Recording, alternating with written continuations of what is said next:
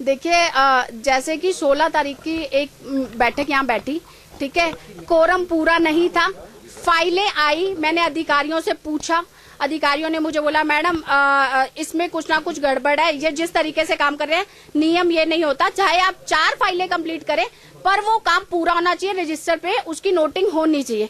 फाइलों के ऊपर कॉर्नर में लिख दिया गया। फिर मैंने इनसे जब 16 तारीख को पूछा कि आप 2 ही लोग आए हैं, सभी लोग यहाँ मौजूद नहीं है, आपने हमें सूचना क्यों नहीं दी? इन्होंने कहा हमें तो काम खत्म करना था इसलिए हम आए हैं, आप आए नहीं आए, आपके पास सूचना नहीं गई, हमें उससे कोई मतलब नहीं। मैं उसके बारे में ये बताना चाहूंगी, कागजों से भी छेड़छाड़ हुई है, रजिस्टर में इन्होंने उस समय कट नहीं करा, एब्सेंट मार्क नहीं करा, आज इन्होंने रजिस्टर में कुछ चेंजेस किए हुए हैं। हमारे और मीडिया बंधु थे, इनके सामने मैंने रजिस्टर की फोटो खींची हुई थी जो इसमें कुछ काम नहीं हो रखा था, आज रजिस्टर का रंग कुछ अलग है। इन्होंने हमारे सामने ओके कर दिया और उसके बाद पार्टी को नंदलाल जी के होटल में बुलाया।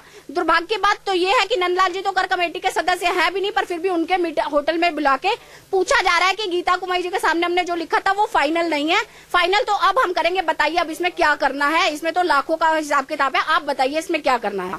देखिए, मैंने अभी दिखाया, मुझे उस दिन जो यहाँ पे अधिकारी थे, पांडे जी थे, उनसे मैंने एक डिटेल मांगी कि आप मुझे पेपर पे बताइए कि क्या क्या हुआ है। उसमें इन्होंने मुझे बताया अधिकारी ने कि 3 लोग एक जैसे बड़े बड़े शोरूम है, उनका जो कर है बहुत कम कर दिया गया, 5000 कर दिया गया, और वहीं एक डेयरी है न्यू मार्केट में जिसका 23000 कर दिया गया। अगर आप स्थानीय लोगों को राहत देना चाहते हैं तो सारे स्थानीय आपके लिए एक समान होने चाहिए, उसमें कोई भेदभाव या पक्षपात नहीं होना चाहिए। इससे तो संभव साफ साफ यही महसूस होता है कि जिन लोगों ने आपकी जेबें भर दी हैं उनका आप कर कम कर रहे हैं और बाकी लोगों से आप पैसे, बाकी लोगों का पूरा चार्ज कर रहे हैं। पालिका अध्यक्ष जी कर कमेटी में नहीं थे, वो इनके संज्ञान में नहीं था। हो सकता है पालिका अध्यक्ष जी की भी जिम्मेवारी है कि वो नहीं जाएंगे, जो कमेटी उन्होंने बनाई है कि उसके ऊपर कोई बुराई आई है, बोर्ड को लेके वो चाहते होंगे। मैंने उससे पहले, इस मीडिया की मीटिंग से पहले, मैंने पालिका अध्यक्ष जी के साथ भी एक मीटिंग की है, बोर्ड रूम में की है, जिसमें प्रताप पवार जी खुद बैठे थे, वो पार्टी भी खुद आई थी और इन्होंने वहां पे एक्सेप्ट किया कि ये मेरा नंबर नहीं है, दर्शन रावत जी के नंबर से कॉल आया और इनका ये भी कहना है कि ये वहां बैठे थे, इन्होंने हमारे सामने एडमिट किया, पार्टी के सामने एडमिट किया। मैंने कल भी कहा था अगर इनके पास मेरी फोन रिकॉर्डिंग है मैं अभी अध्यक्ष पद से इस्तीफा देने को तैयार हूं, लेकिन अलग-अलग बातें कर रही है, समझ में नहीं आ रहा किसकी रिकॉर्डिंग किसको दिखा रही है।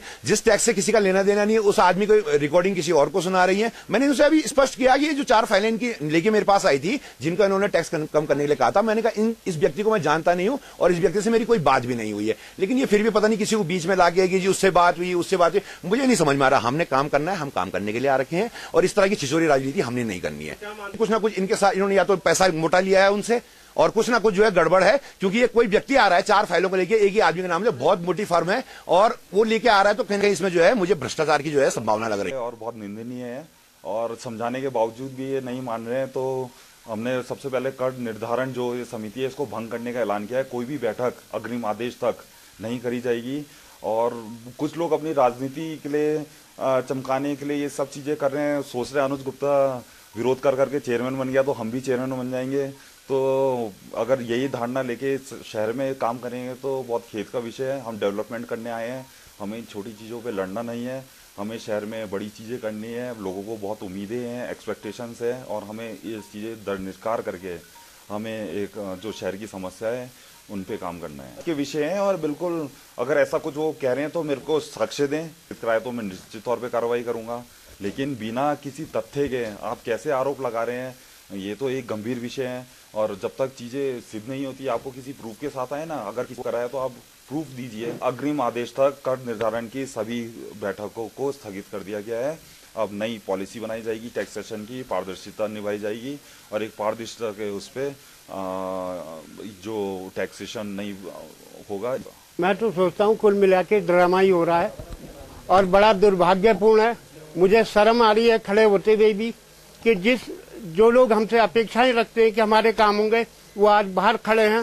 पिछले बार भी बेचारे बाहर खड़े रहे, आज भी बाहर खड़े रहे, सालों से भटक रहे। हमारा दायित्व है कि जो हमारा परिवार का झगड़ा हम एक किनारे पर सुलझाएं उसको, ना कि इसका पूरा बखान करें। तो क्या मानते हैं पालिका तो डिफेम हो रही है? बिल्कुल दुर्भाग्यपूर्ण है ये।